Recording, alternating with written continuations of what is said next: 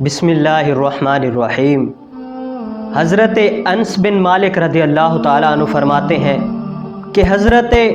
ابو طلحہ انصاری رضی اللہ تعالیٰ عنہ مدینہ شہر میں سب سے زیادہ باغات کے مالک تھے، اور آپ کے ایک باغ کا نام بھی تھا بیرائے حا۔ اور امام الانبیاء کے غلاموں حضرت انس رضی اللہ تعالیٰ عنہ فرماتے ہیں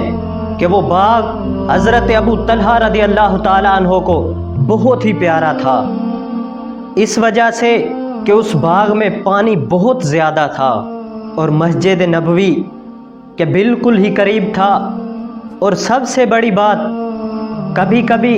حضور پر نور صلی اللہ علیہ وآلہ وسلم اس باغ میں تشریف لے کر جاتے اور وہاں پانی نوش فرمایا کرتے تھے۔ تو امام الانبیاء کے غلاموں، جب یہ آیت کریمہ نازل ہوئی لن تنالوا البر حتی تنفقوا مما تحبون، اس کا ترجمہ یہ ہے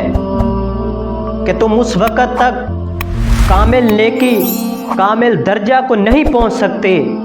جب تک وہ مال تم خرچ نہ کرو جو تم کو سب سے زیادہ عزیز ہو۔ تو امام الانبیاء کے غلاموں حضرت ابو طلحہ انصاری رضی اللہ تعالیٰ عنہ حضور اکرم صلی اللہ علیہ وآلہ وسلم کی بارگاہ اقدس میں حاضر ہوئے اور عرض کری، یا رسول اللہ صلی اللہ علیہ وآلہ وسلم، آپ پر قربان میرا ماں باپ یا رسول اللہ، مجھے سب سے زیادہ عزیز میرا یہی باغ ہے، جیسے چاہیں